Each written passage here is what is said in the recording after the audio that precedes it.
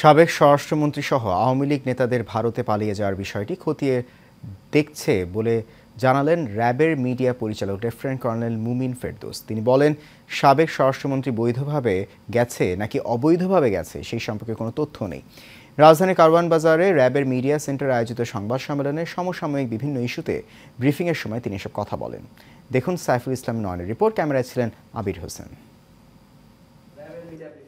সমসাময়িক বিষয় নিয়ে রাজধানীর কারওয়ান বাজার র্যাব মিডিয়া সেন্টারে সংবাদ সম্মেলন করেন র্যাবের আইন ও গণমাধ্যম শাখার পরিচালক লেফটেন্যান্ট কর্নেল মুমিন ফেরদৌস।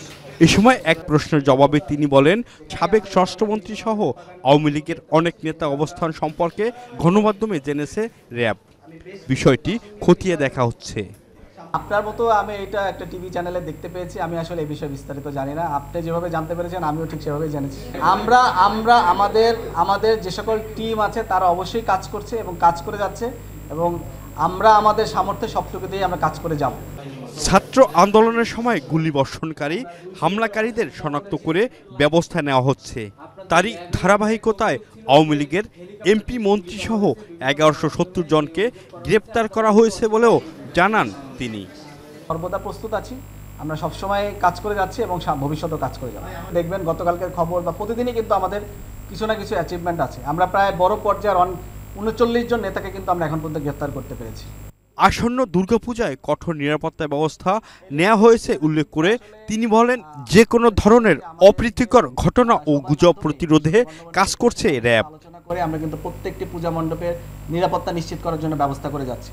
আমাদের গোয়েন্দা নজরদারি আছে। আমাদের যে কোনো জায়গায় যদি কোনো ধরনের নাশকতার বা কেউ কোনো ধরনের বিশৃঙ্খলা তৈরি করতে চায়, আমরা সার্বক্ষণিকভাবে নিরাপত্তা দেওয়ার জন্য সেখানে প্রস্তুত থাকব।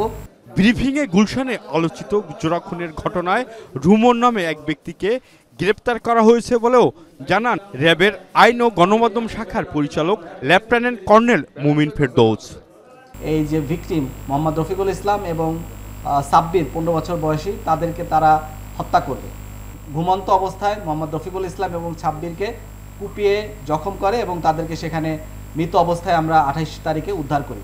সাইফুল ইসলাম নয়ন, এশিয়ান টেলিভিশন, ঢাকা।